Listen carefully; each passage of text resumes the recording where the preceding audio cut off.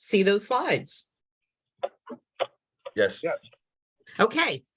So this was a talk that was originally developed, and I was not the first author on it originally. It was supposed to be given by one of our engineering interns. And so when we came around to the Stream Restoration Conference, kind of fell on me to present it, and I'm happy to do so. We've got some awesome co-authors down there, as you can see: James Vincent, Mike Gina, Daryl Westmoreland, and of course, David. So the use of hail-bale structures in stream restoration, some of the reasons that they started using these, and as I said before to Eric, David's here to help me with the engineering part because I'm not an engineer, but I do work with a lot of them. The hail-bale structures, the first idea was put out there by Rivershed members in 2005, but nothing had actually been done. And then we had an opportunity in 2010 at one of the Nature Conservancy properties up in northern Oklahoma to actually put some of these in. We had a project that was really perfect for it. Small, intermittent stream, prairie stream. And so with very low risk, and if you've ever been to the prairie, trees are few and far between. So it was a project where if we did not get creative, that it was going to end up having big price tag for hauling and material. And so that was put in 2010. It was designed in 2009, but put in 2010. So since that first restoration project, we've done over 30 miles of restoration project in Oklahoma, Texas, Colorado, and Saskatchewan, and over 300 structures have been constructed in those same areas. So far, we don't have any recorded failures. As I mentioned, this methodology was come up with because we were trying to save money. When you're working for a nonprofit like the Nature Conservancy, they typically have a very low budget for these projects, but a very real need. And so by using the hay-bale structures and not having to bring in materials, we had extreme cost savings. As you can see, a hay-bale structure here is about $15 per linear foot, whereas the brush tow is $75, a core lift is $100, and of course, tow wood with core is about $125. So by using the hay-bale structures, and we save on not only resources, but also transport. In these prairie areas, we're also able to source local material. And as you might imagine, hay bales on prairies are very easy to get. Keep having to move myself around here. So there are some criteria that we need to look at before we decide that hay bale structures are a viable option. And each individual project, each individual structure has to meet these criteria before we actually begin to use the hay bales in the design. Have to have a very low risk situation. They have to be intermittent streams or ephemeral, bank width of about 6 to 15 feet. Prairie streams fit this model so far perfectly. If you're not familiar with prairie streams typically only run when we have high water events, usually in the spring, sometimes in the fall. I can attest right now that we're kind of getting webbed feet here in Oklahoma. Third criteria, drainage area has to be less than about 0.3 square miles. And this is a regional thing that we look at. The velocity when we do have water in these streams has to be less than 2.5 feet per second. Average boundary shear stress less than 1.5 PSF. And a high potential for revegetation, and that includes upland vegetation on these projects. And if anyone has any questions as we go along, feel free to go ahead and interrupt me. We're such a small group. I'm happy to stay informal in all this. So we can use the hay bales in a lot of different traditional structures. For the channel design, David, do you want to talk about these engineering plans a little bit? Sure, I can talk about them. So what we're showing here is a cross section um, in the far left hand corner of a bank, or the bank profile of a restored bank. And what we're seeing is a hay bale that is on top of it has a series of sod mats placed on top of there, or coir lifts on top of there. So the hay bale is able to hold the toe of the bank that stays in a fairly consistent area of either being aerobic or anaerobic, and we minimize the wetting and drying period on the hay bale. So it's, if a hay bale is wet, it doesn't rot that quick. If a hay bale is dry, it doesn't rot that quick. If it goes between dry and wet and wet and dry and wet and dry and wet and dry, the more often it goes, the quicker it will rot. So the reason we keep them low is so that it minimizes so it maximizes the period of time that it can be there before it rots and becomes part of the soil structure. And that is the overall intent of these hay bales, is that they're just there long enough until they become part of the soil structure. Thank you. So here are some examples. These are core lift bank protections on Cherry Creek, where the structure that David talked about with the core lifts are right there, and then the hay bale structures are underneath. The picture to the left is immediate post-construction, and to the right is 3 years afterwards. And you can see, by all intents and purposes, we've met our goals on this particular stream. So the project that I mentioned that was done in 2010 was actually done on the tall grass prairie, and we used round bales in this particular instance for grade control. You are looking at an actual picture of the site. As you can see in the background of the machines here, we don't have any vertical vegetation. This is an area where bison have been introduced back into the ecosystem and roam freely across this area. This is, for any of you that ever want to visit Oklahoma, this is a really good reason to visit Oklahoma. There are established roads you can actually drive through here, and chances are pretty good you're going to encounter a bison. They maintain this level of vegetation control through prescribed burning and also through the grazing. The bison tend to follow the prescribed burns right behind them. They like that new young tender grass as it sprouts up. So here is the project. Is this post-construction, David? I think it is. Yeah, it's just right after construction. Yeah. So I even see a little bit of use by the bison in here with the working of the soil, where they've come down to the stream. So we use the hay bales in ripple construction also. And again, here is a picture of the pre-construction area. I have parked at this bridge many times and gone back and looked at the site for David. And here it is post-construction. Okay, your bridge is right over here. So all of that cut bank area, and admittedly, these aren't the tallest cut banks I've ever seen in Oklahoma, but those cut bank areas have been brought down, and the hay bales used in those constructions. This was another project we did where we used the hay bales for meander bank protection and also grade control. This was another Nature Conservancy project closer to southeastern Oklahoma. Here's what, in the lower right, what our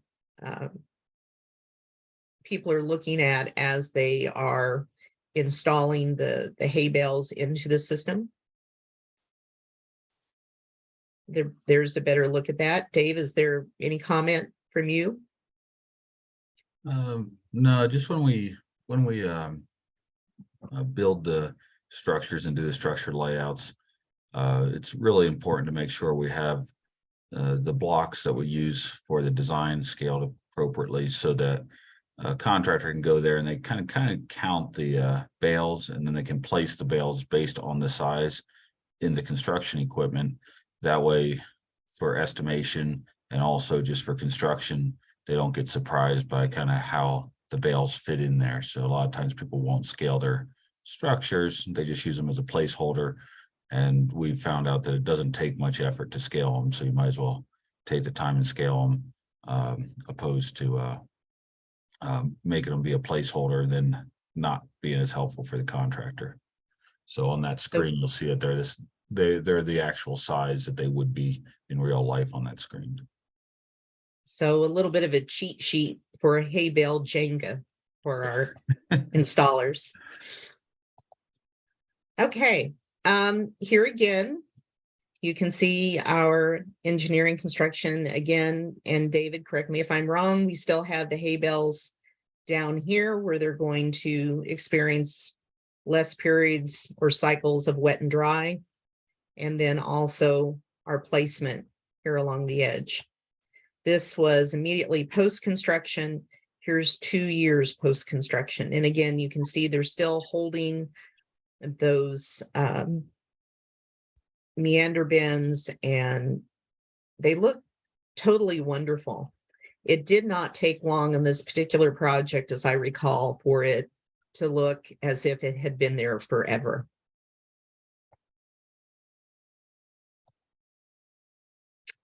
Okay. They can also be used for constructed riffles for small channels. As you can see here, the placement, the bales are perpendicular to the walls of the stream until you get right down here. We've got post-construction, and again, 2 years post-construction. Yeah, and Gina, I would Yes. add on the riffles. We're holding the grade with vegetation, but the riffles are being constructed out of hay bales right underneath the vegetation. So it's a place for the vegetation to sit on top of and then kind of grow into these bales, so it gets stronger, opposed to just kind of slowly scouring out and then exposing the native material underneath it. So this is kind of only to be used in places that have as little flow as what's, so basically we don't want to have more flow than what we would expect for scour of these riffle beds. So if we have a big drainage area and we would not expect it to be a vegetatively lined channel, then we wouldn't use this structure there. I would also add, based upon your comment, many times when you're trying to get vegetation started, and those of you who grow your own gardens may start your seeds inside, but you're using a seed starter which offers very little resistance to root growth, and hay bales would offer a lot less resistance to root growth and for the quicker establishment of vegetation than hard ground. Okay. Here we've got a rock riffle, 3 to 4 years post-construction, and gosh, I cannot see because of the way my Zoom is set up, I cannot see the title on the right-hand side. Yeah. So on the right-hand side is a hay bale riffle. So they're the same exact stream, just different locations where we have a different treatment. So one's being held by the rock riffle, one's being held by the hay bale. You can see that we don't really see any difference in grade control potential between the two, but the rock riffle obviously is going to cost us significantly more than the hay bale riffle does on this site.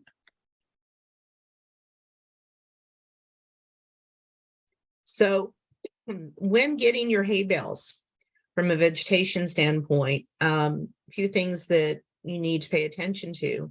They should be harvested from areas near the project site, and this allows for similar plant populations because the hay bales are going to be collected or harvested. They are going to have seeds of the vegetation that occurs naturally in the areas. So you're going to have not only desirable plant seeds, but even from an invasive standpoint, if some invasives make it into the hay bales, they're not going to be any different or any not different species nor different concentrations than you would have naturally occurring in the area. But by using locally harvested hay bales, you're also avoiding the introduction of invasives that may not currently occur there. And small square bales work best for structures. They're just smaller and can fit tighter.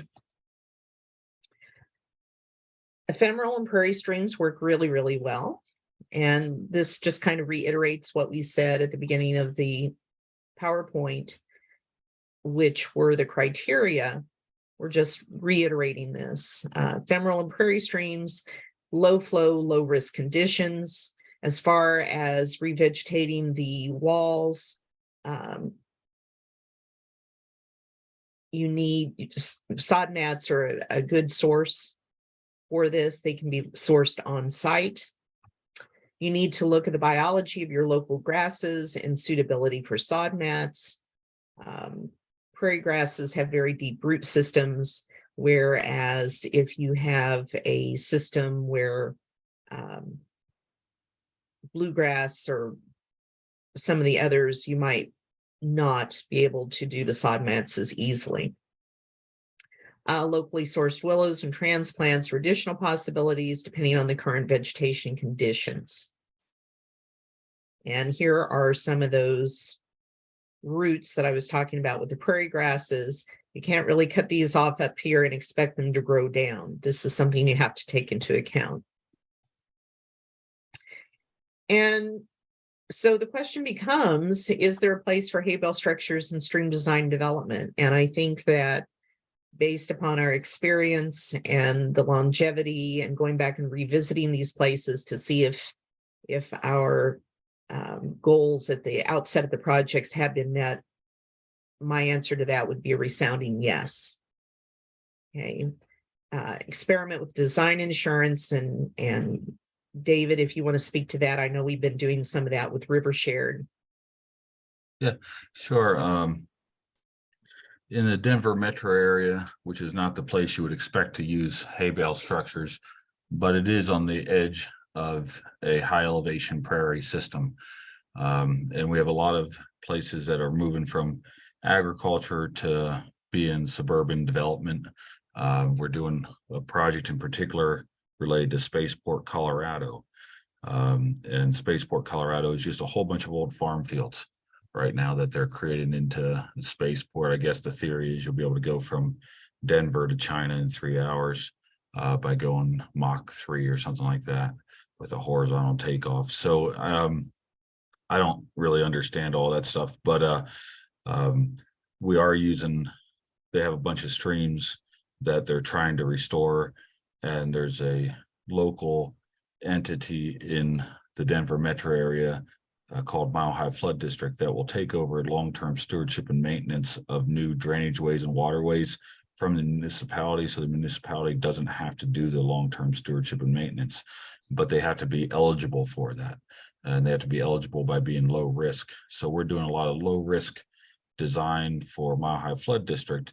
And because there's not a lot of trees out there, there's to bring in rock from the mountains. We have rock in the mountains, but it just doesn't make sense to haul a whole bunch of rock and put a whole bunch of diesel on the road for these hay bales, you know, when we have hay bales available. So we've been growing hay bales and using them on outside meander banks and giving it enough space. But since it's an innovative treatment with Mile High Flood District, we're basically doing a warranty through River Shared for the clients, and the clients are paying us X amount of money and saying, hey, we want to make sure this is warranted so we can save money on construction. But then Mile High Flood District is still going to be okay with you building it because River Shared will go back out and rebuild it if it fails. So we've been using this insurance product to be a way that River Shared can kind of push innovative structures and a little bit different treatment in areas that haven't historically been used for these hay bale structures. Hey, Go ahead. I'm sorry. Go ahead. I didn't mean to interrupt. That's okay. I think I'm probably done anyways there. So the first warranty we have is a 3-year construction maintenance warranty. And essentially all that says is after 3 years, vegetation will be established. And if we don't have bank erosion, then it's met its success criteria. So then we're off the hook on it. So what we're really trying to do is put back a stream that's stable for the channel dimension, the pattern, and the profile, and have vegetation be the long-term armament of these systems. But we need something to hold it short-term until vegetation can establish, and that's what we're using the hay bales for. Thanks. So just a quick question, and excuse my ignorance if it's a stupid question, but Dave, you mentioned this was something you're currently using in Denver, and you're on the edge of the prairie there. Do you think this has an application in areas that may have plentiful rock and wood structures to use? I think it still could. The issue is if it's plentiful rock and wood structures, and I'd probably use the wood first instead, or the rock first, but it could still be used. And in places, one of the places that we've looked at it is I'll speak to Baltimore and Maryland area. So in Maryland, they're doing a lot of things called regenerative stormwater design, and they're doing these in the headwater systems where you have a really small catchment. And I could see hay bale structures working out really well into that type of design, and also into the fill of that type of design, so you get a different biological treatment. So I would see that more like the larger bale structures, and they have to be designed with an engineered outflow, something that's going to hold in place. But the hay bales can kind of supplement and give some time for vegetation to grow. So it'd probably be a slight adjustment of the design from what we're doing on the prairie streams, but I think it would be something that could be adjusted. Yeah, and that's my thought. I mean, you're saying like headwaters, small, headwater tributaries, things along those lines. That my thought goes to, you were talking about moving hay bales into position. It's something I could see students possibly getting involved with as well. Yeah, and that's definitely a huge benefit of it. I mean, the people that built the first project for us was Glenn, of course, our father-in-law, and then Daryl Westmoreland, a friend of mine that's a contractor, and my friend Mike Gina. And we built the first ones mostly just by placing the bales by hand. And we use construction equipment for the big grading, but it wasn't a big lift. So it's definitely something that people can do by hand. You'll have to have a small piece of equipment to partially bury them, but that's about it. Interesting. Thank you. Okay. I'm going to stop sharing my screen. Here we go. All right. So today we're gonna. Do we have any other questions for Gina from anybody that's on the line? Dave, Ed here. No questions per se, but it's exciting to read about. I know you've spoken about it quite a bit, and I'd love to explore this more. I know I've got a site on a land trust property that this would probably be an exciting project to implement something like that on. They don't have a lot of money, and as Gina was saying, and good applicability there, and low risk. And so it sounds ideal. Lots of sod mat opportunities as well there. So I'll probably talk to you more about it, Dave. Yeah, good. Yeah, no, I think it's interesting. We've addressed 20-foot head cuts with this process. And normally it's pretty scary when you look at a 20-foot head cut and say, hey, we're going to fix that with hay bales.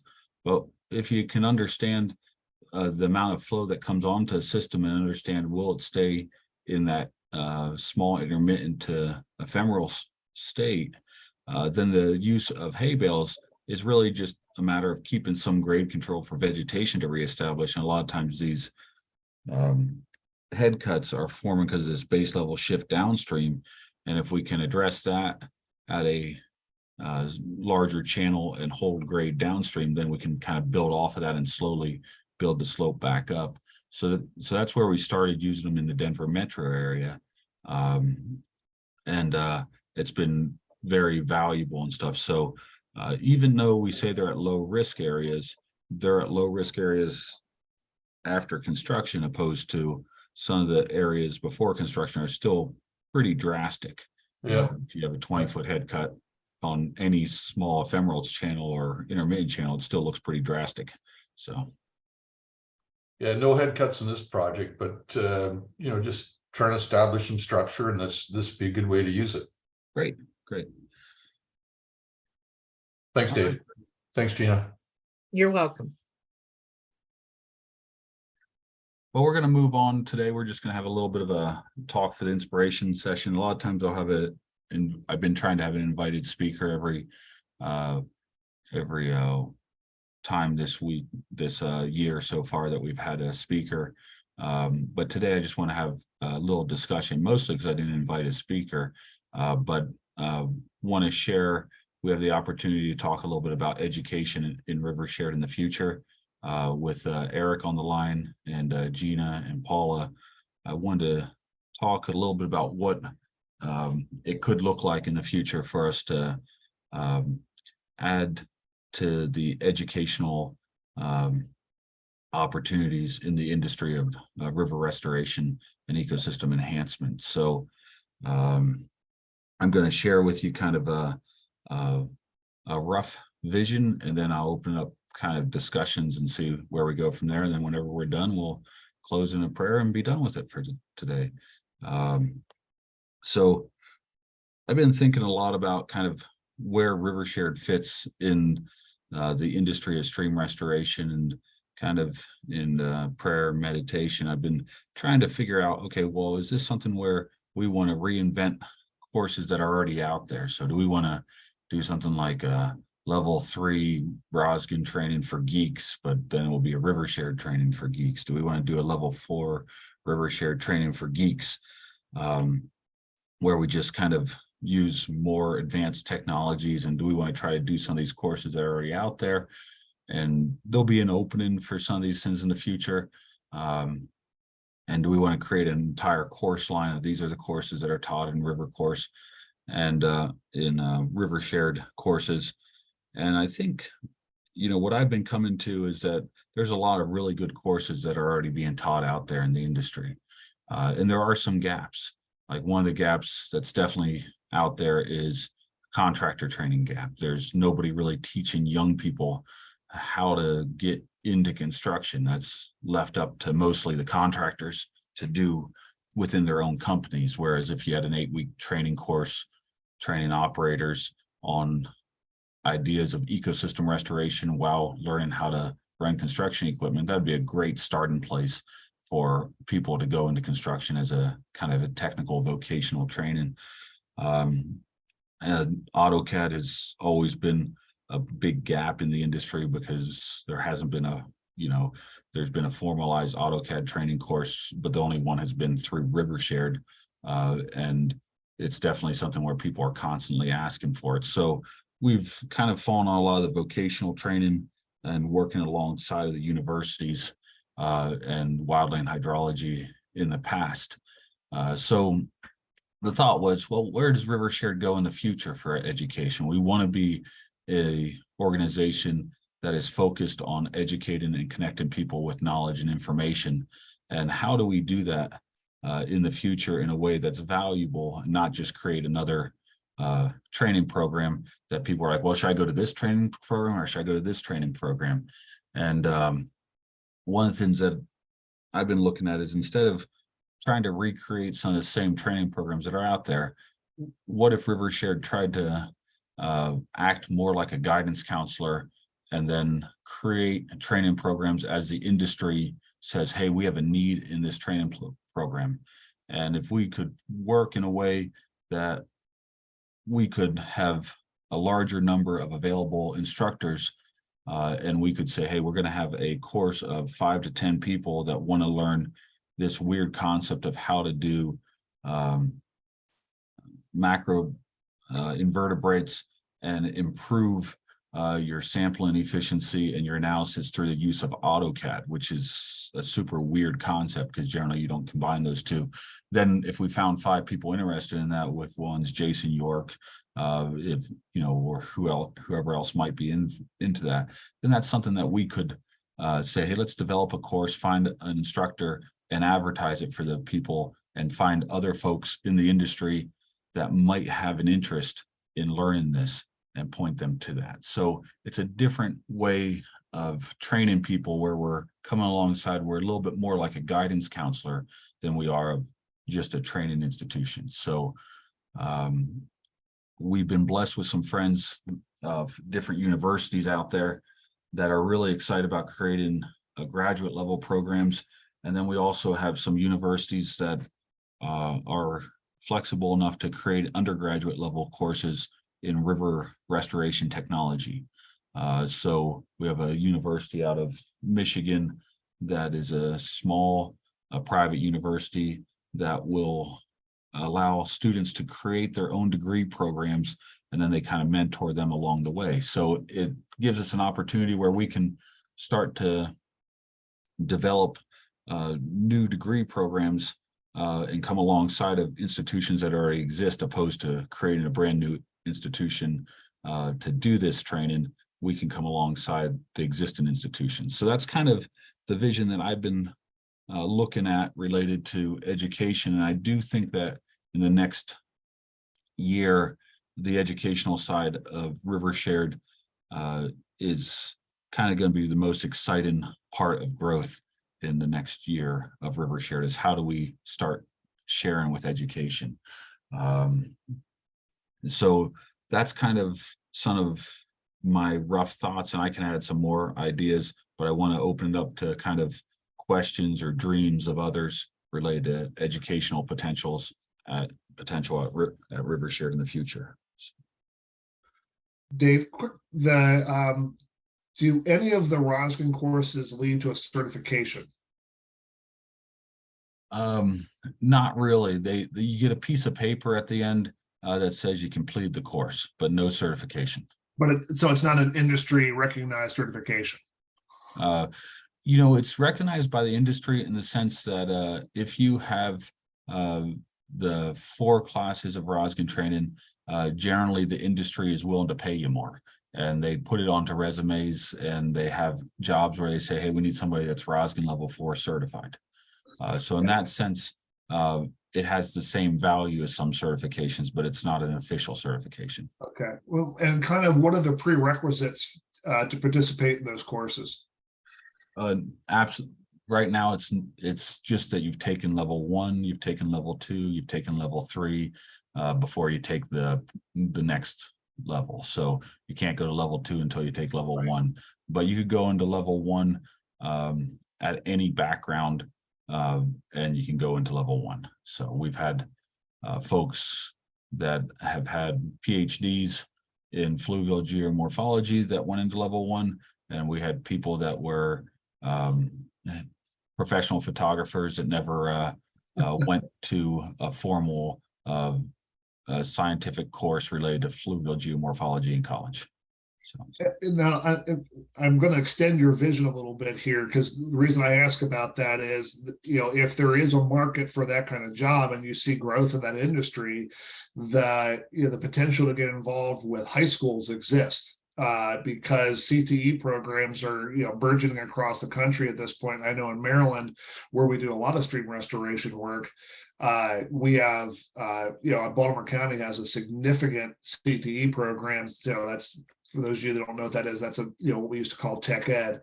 And so there's, if it's a certification program, you know, there's dollars that can be spent to that to get it approved by the state. So there's a potential there to maybe do like course, like traditionally we do a 2-2-2 program where we like do 2 years at a high school, 2 years at a community college, and then 2 years at a you know, 4-year university, and they walk out with a degree.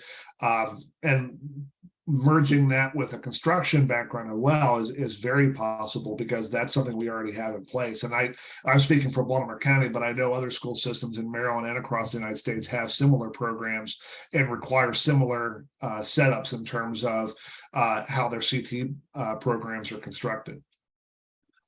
Yeah, I think that's very interesting to me personally.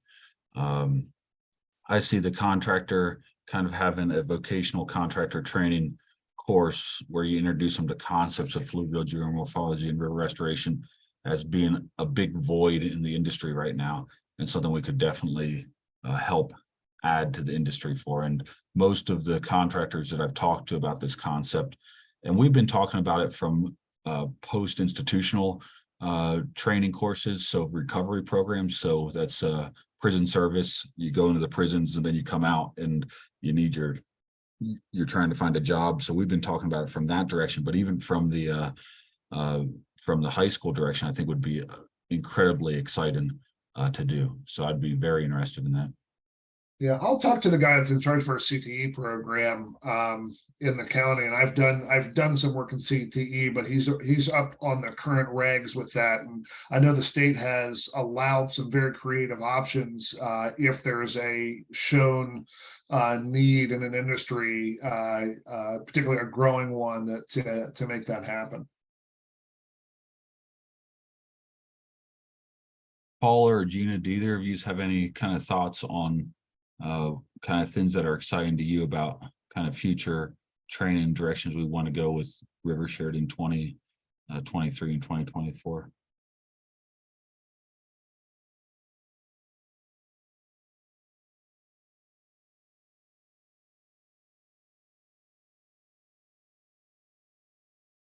I guess not. All right. Sorry, Dave, can you repeat that? Yeah, so I was just wondering if I was asking Gina and Paul if either of them had kind of things that they were excited about related to training that River Shared could be a kind of where they see a void in training in the industry that River Shared could start to move towards in 2023 or 2024. So, Well, one of the voids that I've noticed when working with interns is just a comprehensive, and it could go for contractors too, but a comprehensive overall understanding of how the work that the contractor's doing and the work that the engineer's doing and the work that the vegetation person is doing, how it really all fits together as one unit to reach a specific end goal. I think too oftentimes, and this is not just river restoration training, it's practically any field that you talk about where you have to integrate more than two different disciplines, but they fail to see how it all works together, and bridging those gaps, looking at it from a comprehensive standpoint so that people don't think, oh, well, the vegetation person is nuts, or the engineering person is nuts, or the contractor is just going in there and moving dirt. They don't necessarily understand how all of this is working together. Just making small bridges between those three disciplines, yeah.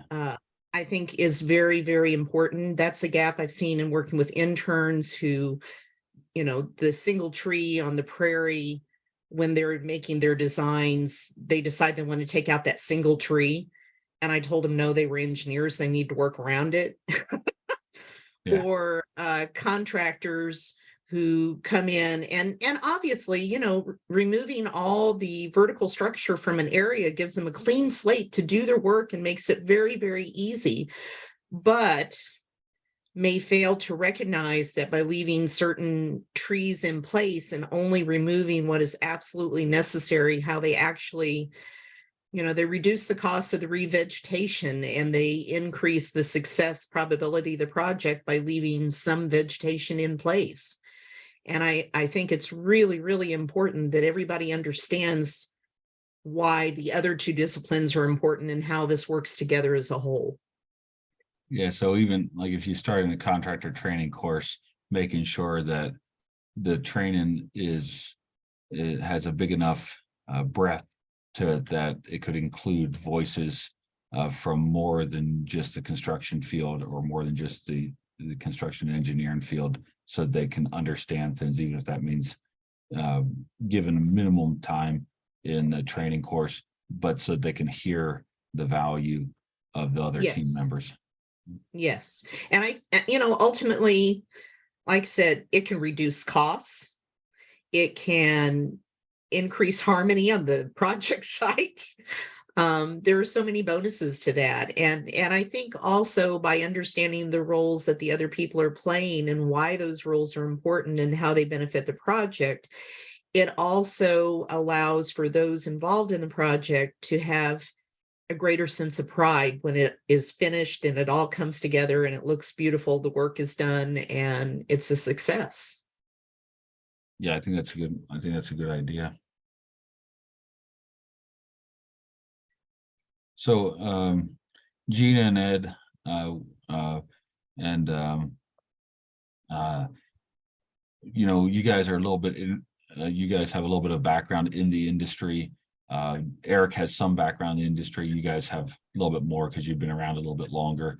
One idea that we passed around in River Shared is kind of this kind of a field camp idea of training students, and we still kind of like that idea. And this would be something to give college students the field activities that they probably would be beneficial to them in the industry when they don't really get them in their college courses. So this would be after the semester and taking a 2-week field camp or something like that. So we're still looking at that general concept. What are your guys' ideas related to how you think River Shared could be a part of a field camp process that might go between different universities? So it'd be something where you could invite university students from multiple universities to a field camp. Dave, I'm probably not the best person to speak to it, but Brad, with his connections to Mac, McMaster, that is, would probably have a better feedback. He's heavily into that Mac program with Ellie Papadopoulos, and focusing on what I would probably call something like an applied fluvial geomorphology level course there. Yeah, I mean, I can easily see River Shared, and I'm speaking from an Ontario perspective, coming into Ontario and doing courses. We've always wanted to have Rosgan come up. He's done a little bit, not a lot. We always end up going to the States, and at least our staff have. I see Eckley's on this phone call. He's gone down and done that kind of stuff. But having one around here would be great just for the practitioners, not to mention the students. The students are a different thing. I can see that they're anxious to get out into the workforce, and their new bosses or their co-op bosses are just anxious to get them working. I don't know how that would work to get them. I got to go to school for a couple more weeks, or can you pay for me to go to school for a couple of weeks? I'm not 100% sure about that. Yeah, but certainly there are schools here like Guelph is into stream restoration. Mac is into it now. Toronto has a program. Western has something. So it's not, and Waterloo definitely with Dave Annabelle and has stuff going on. So it's not like there's not people not interested in it. I'm sure there'd be lots of discussions anyways. yeah, I've been thinking about Yeah. Go ahead, Gina. I was just going to say that, having a kid in school and being totally ignorant of the engineering school. So maybe I'm not talking in line here, but you get your book training in school. And one of the best pieces of advice that my husband ever got in graduate school was don't let your classwork get in the way of your training. And I think too often we have kids that go through the training systems and they get all this knowledge and they come out all gung-ho, but they don't realize the on the ground, the difficulties you encounter, the little hiccups, the little speed bumps, the things you have to think about. And so I see a really important role for Rivershare there to give them just a taste of some practical experience where they actually have a stake in what's going on. And that's a definite viable place for Rivershare. Yeah, I hear you, Gina, and I'd say that I 100% agree with the fact that students need that. But I think the biggest hurdle would be to convince people that the benefit outweighs the cost, etc., for this kind of thing. You should go there, and for employers too. You should send your staff there because they're going to be better as a result of it. More than what you think it's going to be. It's not just a vacation or play around in a creek for a little bit. Yeah. Well, and that's something that we've had discussions about. And I know, David, we've all been in on these with Rivershare, is making this worth the price, keeping the costs down so that more people can attend, keeping it as far down as we can, but still making it meaty enough that when it shows up on someone's CV or resume as experience, people will look at it and say, oh yeah, that's an excellent thing that they've done. That's something that we know the quality of training that they've gotten, and it makes employers perk up, and it's going to take time for this, but it makes employers perk up and say, oh, wow, cool, they did this. So one of the things that we had thought about doing is working alongside the companies and in the industry, and essentially creating a program where you would hire somebody out of school, and then before they come to work for you, they would go through kind of this boot camp, if you will, or field camp. So that they would come spend 2 weeks in a Rivershare camp, and then they would go and work for that company. So it'd be one possibility of looking at it would be something where we work alongside the companies so that the companies know this camp is available. So if they say, okay, well, we want to hire somebody, because a lot of the firms hire people at the same time right out of college.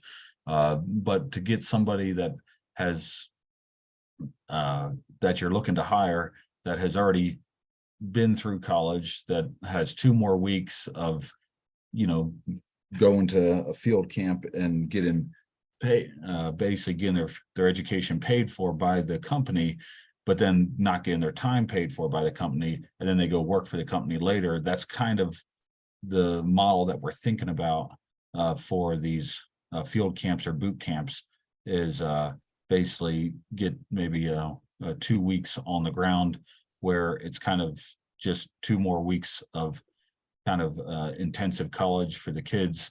But then the companies that are sponsoring these students, because they've already had a contract agreement to hire them when they come through, they'd be able to cover the training costs, just not the kids' times costs. And that's going to be a big savings to them, because in a week later, when they go work for that company, they're going to have to cover their time cost as well. So that's the one way that we've been looking at introducing it to the industry. And we're going to have 3 really good opportunities here this summer to introduce it to the industry at the Mitigation Bankers Conference, at the Environmental Markets Conference, and at the National Stream Restoration Conference in Baltimore.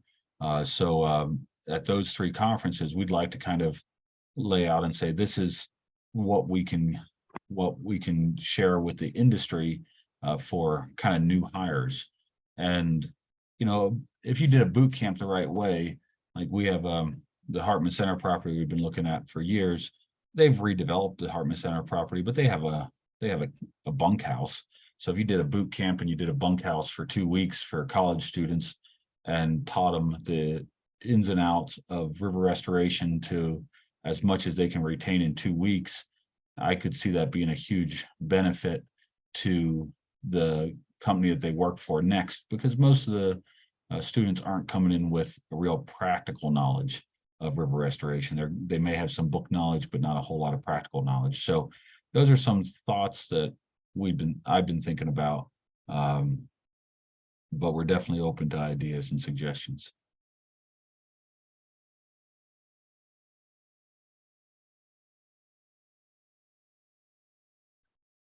All right.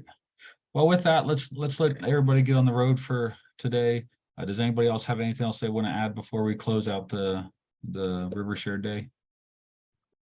Dave, just for coordination on future ones, I'm not sure what the schedule is anymore. I know that I have clicked on a few of the links on certain days and whatever, and I don't get it. It's like there's nothing happening or whatever. So I'm not sure. It's in my schedule, but maybe if you can get Paula to send out something new. Yeah, and we're gonna have a meeting here shortly. One of the things that we did last year is we went from every week to every other week. Yeah. After a bit of a break, and that's a hard one because people don't know which weeks we're on or which weeks we're not on. Exactly. Then when it comes to Canadian versus US holidays, that's always been interesting because we try to take off for both since type of thing. So both Paul and I didn't send out any kind of invite this week for the talk. Just because, well, we just forgot it. But I'm thinking that, probably after Wednesday of this week, we have a River Shared meeting. We'll probably try to change how we do the River Shared talks, just so that it's more consistent and we send out some advertisements and it's easier. It is on the rivershare.org website under events, but I don't think many people go there to find that, and it doesn't have a link to the Zoom call on the website. So it makes it more difficult. And even though the Zoom call doesn't change, the address stays the same every week. It doesn't mean that people are going to remember that. We got all sorts of Zoom call numbers that come up in our schedules in a week. So we will try to do a lot better with that. And I think we're going to try to like before, we used to have a calendar invite that we'd send out to people and kind of an update of information. So I think we'll probably be trying to do something a little bit closer to that in the future. That'd be great. And my thought is if we can get more people involved, we could move back to going every week in it. We're just going to need to have some more people involved. So maybe one of the things that makes it easier is if we're on every week, then at least there's something happening. And as long as we have people that can kind of moderate it and keep it moving, then it doesn't mean that, I have to be on every week and type of thing. And so that's kind of where it went to every other week is I think when Brad was involved with it more heavily before he retired as the River Shared president, he didn't want to be on every week. So that's kind of why we moved to every other week. But I think there is kind of an option where maybe we can get more people to be involved, and maybe we have a different moderator for, we have 4 weeks in a month. So have a different moderator, say the first week of the month. Since Ed's volunteering, the first week of the month, Ed's a moderator, and then the second week of the month, I'm a moderator, and then the third week of the month, whoever else is a moderator, type of thing, and we do something like that. So we are going to be in limbo for a little bit with River Shared. There is no active president of River Shared right now.